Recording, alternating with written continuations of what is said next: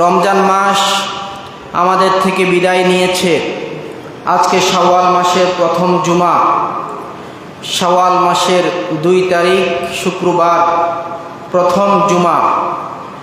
আজকে রমজান মাসের পরে শাওয়াল মাসে রমজানের পরে আমাদের 8টি করণীয় নিয়ে আলোচনা করব। রব্বুল আলামিন আমাকে বলার এবং আপনাদেরকে ধৈর্য সহকারে শোনার এবং আমল করার তৌফিক দান করুন, বলুন আমিন।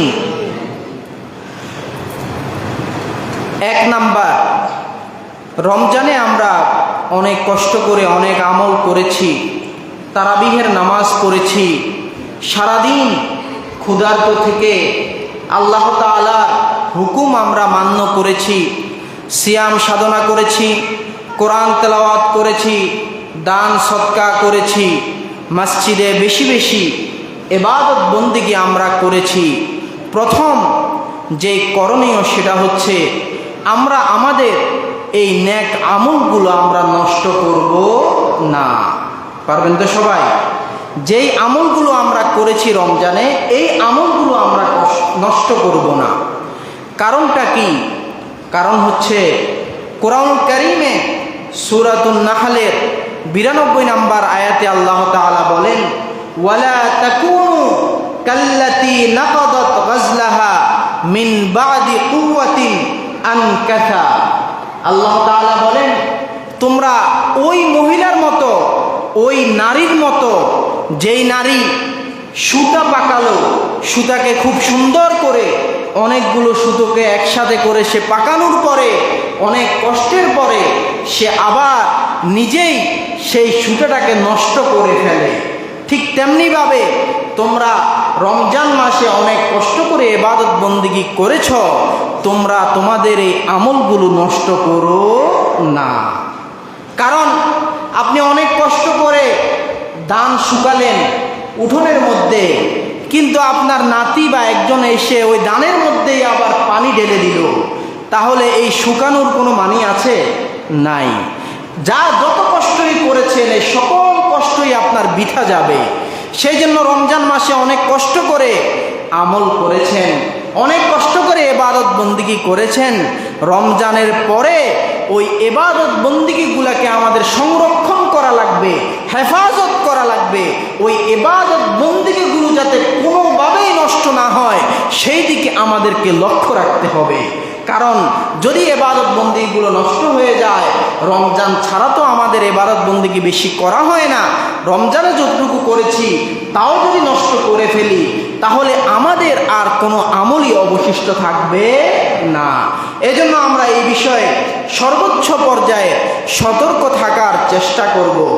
2 নাম্বার, আমরা আমাদের ঈমানকে নষ্ট করব না। আমরা আমাদের ঈমানকে পথভ্রষ্টতা গ্রহণের মাধ্যমে নষ্ট করব না। কারণ একজন মানুষ আল্লাহ তাআলা তাকে জাহান্নামের আগুন থেকে মুক্তি দিল, সে কি আবার জাহান্নামের আগুনে যেতে চাইবে? চাইবে না। জাহান্নাম থেকে মুক্ত করে একজন মানুষকে আল্লাহ তাআলা জান্নাতে দিয়ে দিলেন।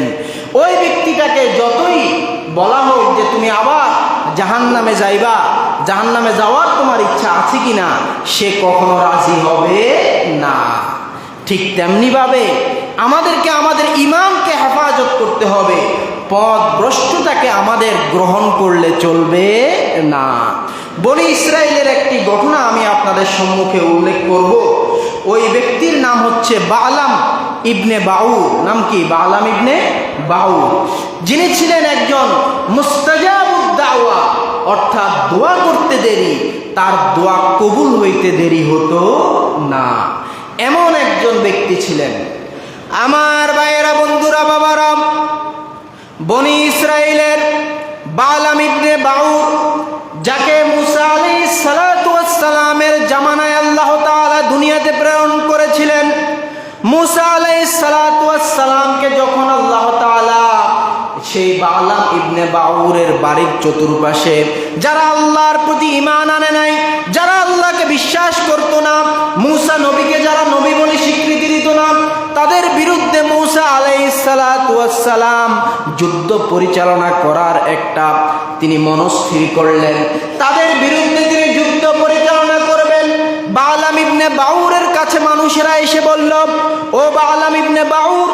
তুমি যদি আল্লাহর কাছে দোয়া করো, আল্লাহ তাআলা তো তোমার দোয়াটা কবুল করেন, তোমার দোয়া তো আল্লাহ তাআলা ফেরত দেন না।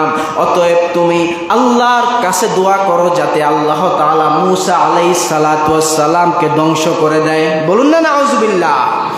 তুমি আল্লাহর কাছে দোয়া করো যাতে আল্লাহ তাআলা তোমার দোয়ার মাধ্যমে মূসা আলাইহিস সালাতু ওয়াস সালামকে ধ্বংস করে দেন, যাতে করে মূসা আলাইহিস সালাতু ওয়াস সালাম আমাদের উপর আক্রমণ করতে না পারে।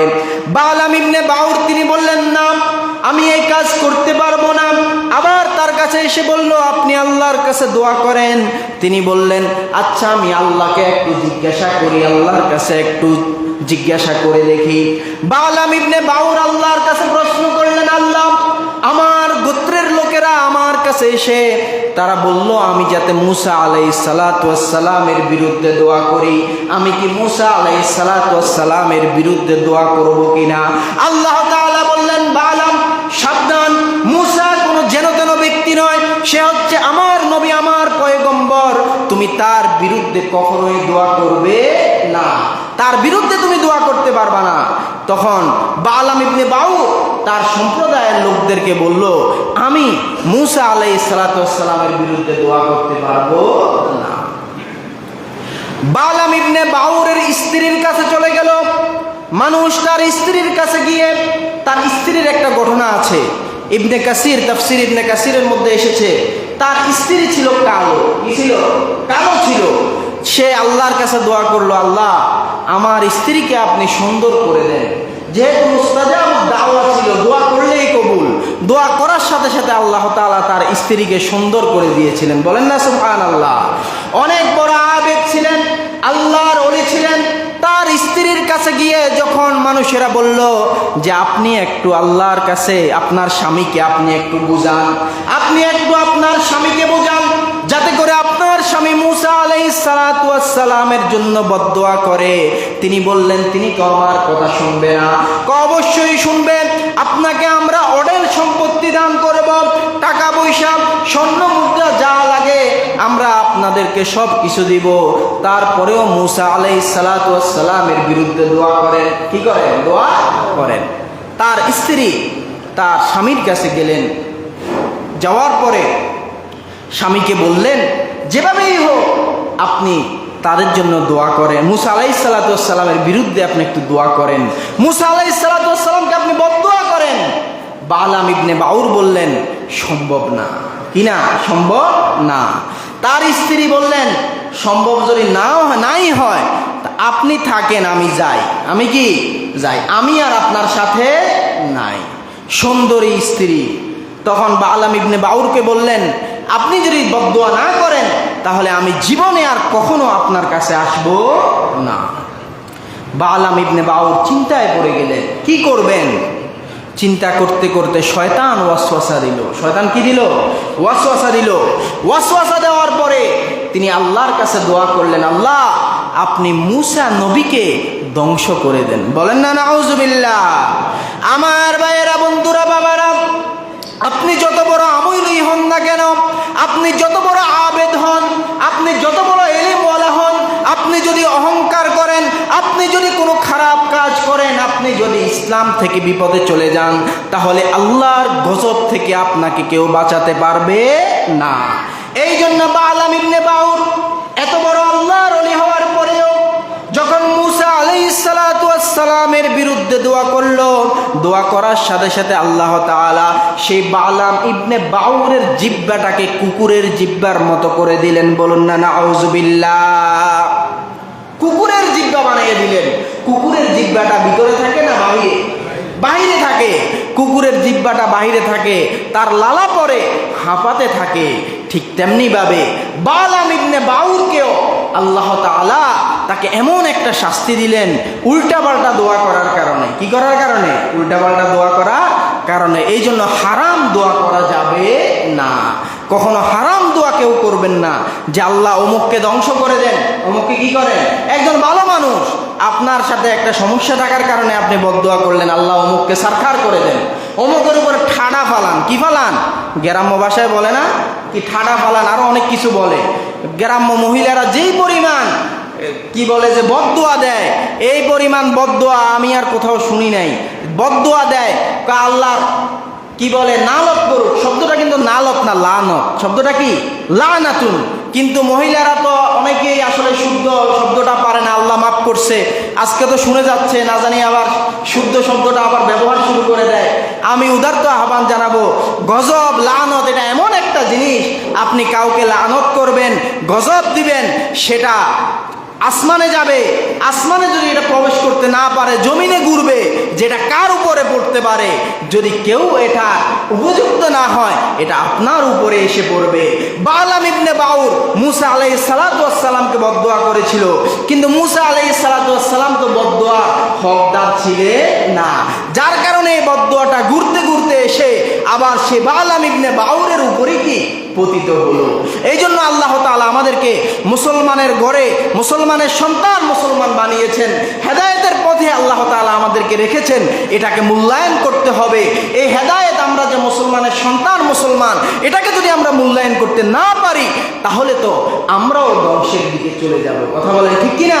এই জন্য আল্লাহ তাআলা আমাদেরকে, অনেক মানুষ তো যারা হিন্দুর ঘরে হয়েছে, যারা খ্রিস্টানদের ঘরে হয়েছে, যারা কাফের মুশরিকদের ঘরে জন্মগ্রহণ করেছে, তারা অনেকেই তাদের ইসলাম গ্রহণ করার মতো নসিব তাদের হয় নাই।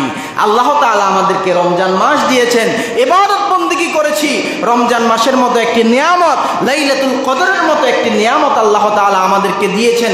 সেই নিয়ামত পাওয়ার পরে, হেদায়েত পাওয়ার পরে, রমজানের পরে যদি আমরা সেই হেদায়েতটাকে ছুঁড়ে ফেলে দেই যে রমজান তো গেল, এখন তো রমজান শেষ, আর আমল আখলাক কিছুই করা লাগবে না, এমনটা যদি হয় তাহলে তো সেই বালাম ইবনে বাউরের মতো আমাদের অবস্থা হবে। কথা বলেন ঠিক কিনা?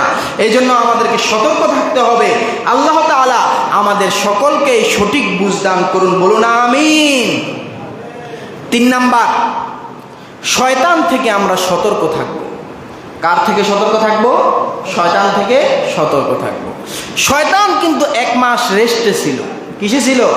রেস্টে থাকার পরে পরিপূর্ণ প্রস্তুতি নিয়ে সে গতকাল সে কিন্তু আবার মাঠে ময়দানে তার কার্যক্রম সে শুরু করে দিয়েছে।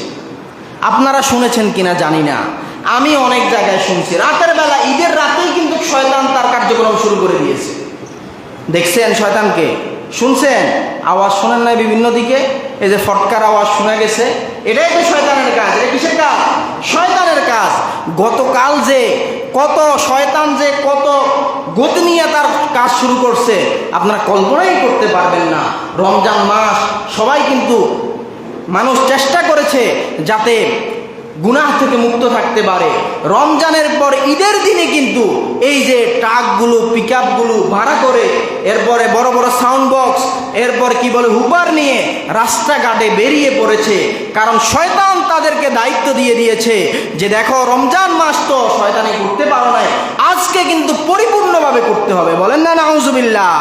আপনারা দেখছেন কিনা জানি না, আমি গতকাল এখান থেকে বের হয়ে প্রায় 12:30টার দিকে বের হয়ে আমি আমার বোনের বাড়িতে গিয়েছিলাম। সে বাঙ্গরডা যাওয়ার পথে প্রায় 3 থেকে 4টা ট্রাক এরকম দেখছিলাম, যেখানে এরকম তারা সাউন্ড বক্স দিয়ে তারা অতি আবেগে বিবেক হারা হয়ে গেছে। আবেগে কি হারা হয়ে গেছে?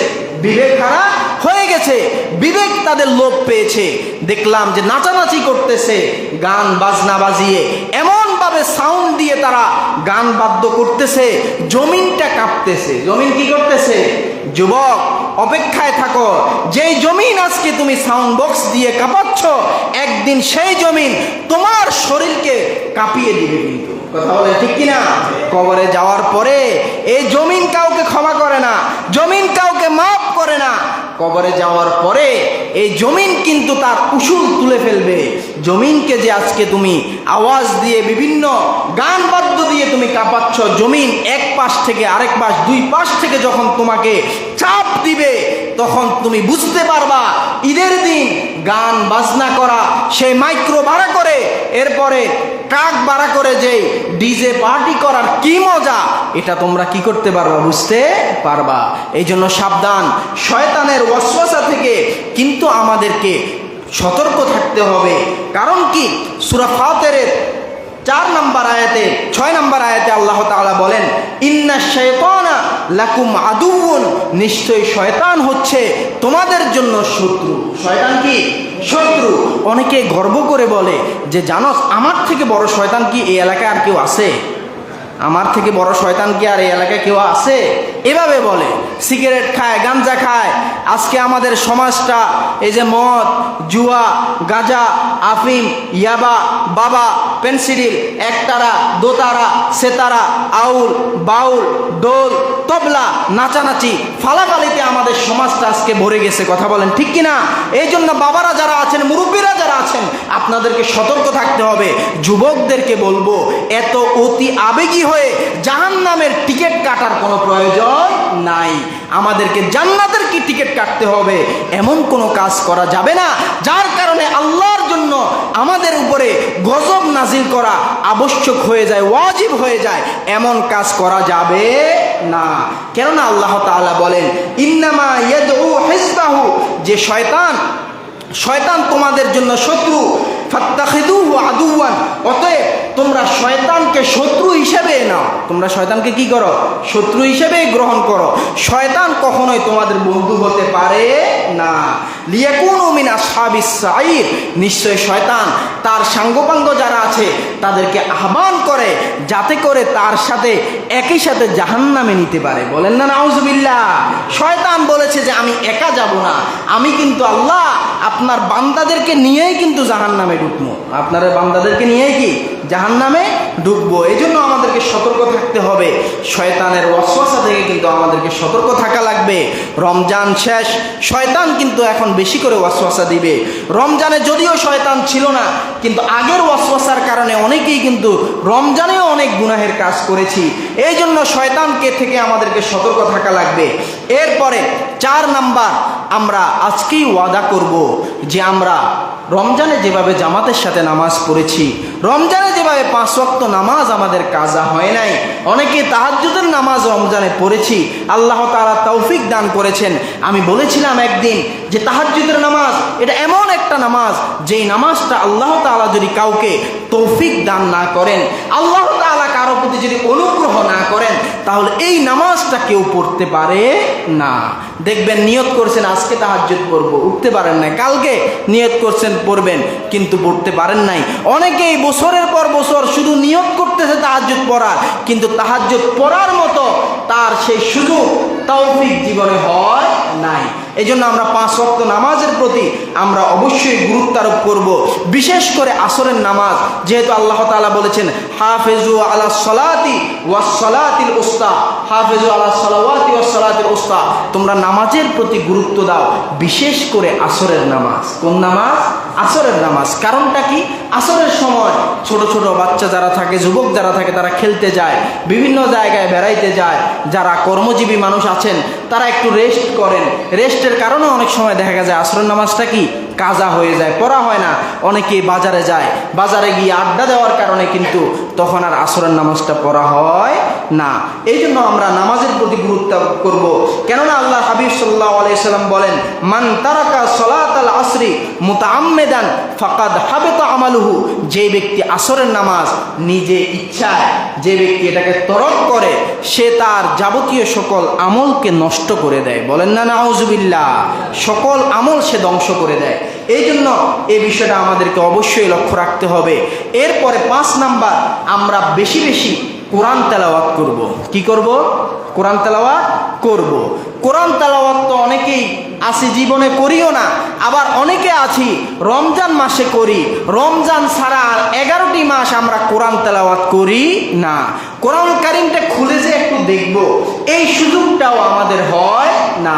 প্রশ্ন করি যে ভাই রমজান মাসে তো কোরআন তেলাওয়াত করেন, আর বাকি সময় করেন না কেন?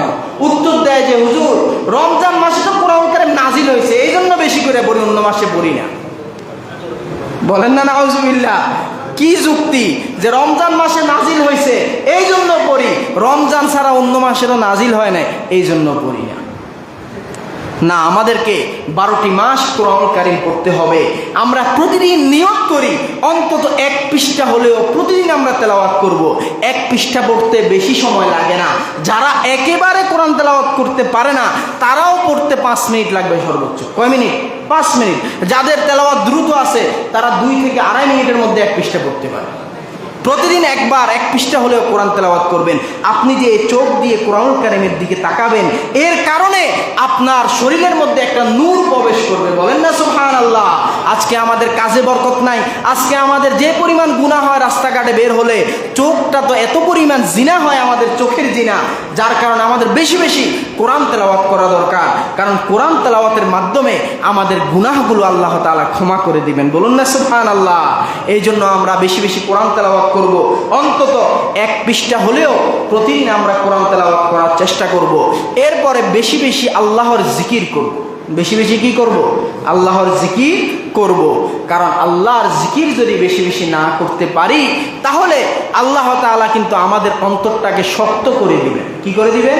শক্ত করে দিবেন। হাদিস শরীফের মধ্যে এসেছে আল্লাহ হাবিব সাল্লাল্লাহু আলাইহি ওয়াসাল্লাম বলেন যে তোমরা আল্লাহর জিকির ছাড়া বেশি কথা বলবা না।